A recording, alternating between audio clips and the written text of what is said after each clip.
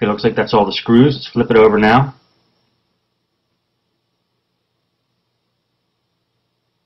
And we're going to attack this from the top now. That hinge cover should come off, and that is how you get the keyboard off. On most systems. Let's see what happens on this system.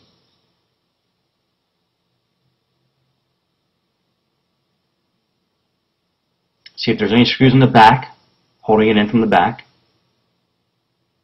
Nope. So we're going to take a screwdriver, try to pry off that hinge cover plate, see if it comes off. Do not force it. And it does come off, so that's a help to us. Now we have some screws exposed that'll take the screen off and hopefully get the keyboard off for us. And I'm just looking at the exact way to get the keyboard off. It might come off as an entire plate. And that took me a while to figure it out. That was a tough one. But finally, I found out how to get the keyboard off, and you have to take a couple more screws off from the bottom here.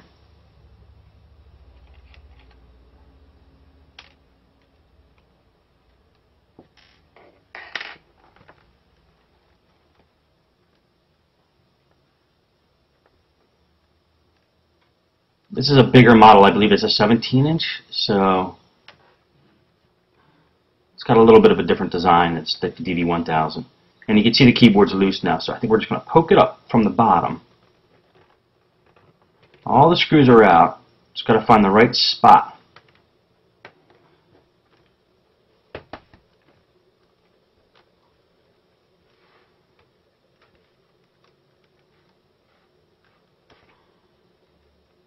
Just feeling along the edges in the bottom, see if there's any place to poke the keyboard up. We're getting the top case off, and it turns out the keyboard just kind of falls out when you do that. So there was a way to get that keyboard off. I don't know exactly what it was, but just checking to see if I scratched anything, which I didn't. And now the keyboard comes off. So now we know it comes off as that whole plate, and it's screwed in several spots on the bottom there. You can see a little post sticking up. Now we know for next time. I keep all these, I guess you could call them bloopers in here, because this is real life. This is how I do it, so it's not going to be perfect every time, so don't feel bad if you don't get the job done perfect every time on the first time. And then we just remove those 2 ribbon cables. That keyboard also has the power buttons and LEDs on it too, so there was 2 ribbon cables for that.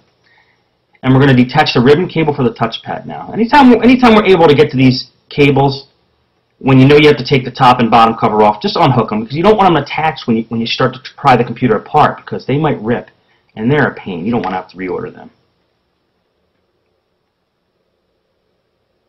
So we detach the touchpad cable there. Just make sure it's out of the way. And now I'm inspecting the motherboard. I'm trying to see if I can see any corrosion. We may not have to take the whole thing apart, but we're going to have to make that call.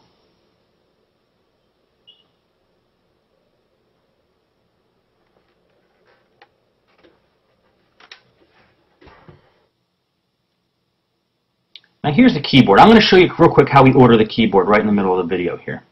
If you see where it says Compact PN, that's compact model number, to PK13Z K3100.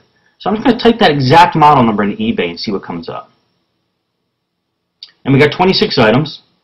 Like I said, I like to buy from the country that I'm in, so let's see what we got here. We're going to sort them by lowest price first. Since we have about 20 items, we have some selection. We could see if we get a good deal.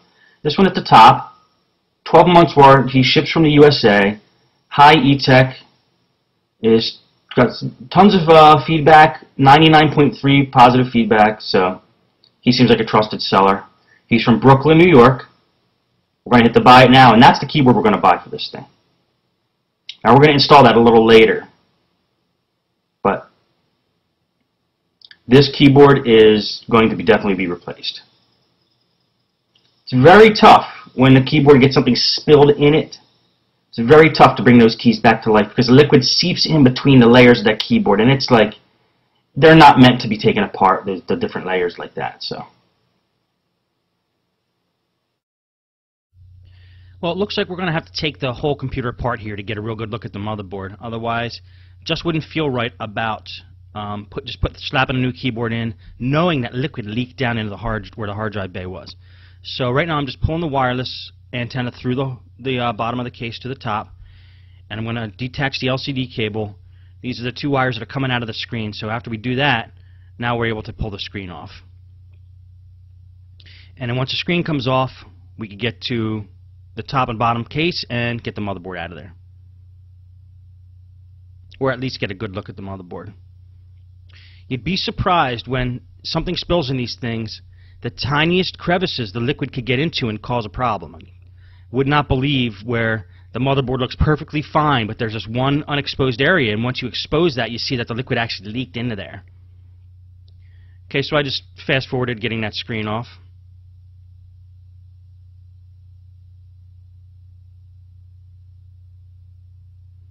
There was these 1, 2, 3, 4 screws on each side. Just wanted to show you there real quick. I must have had a problem, so I had to edit that out of the tape.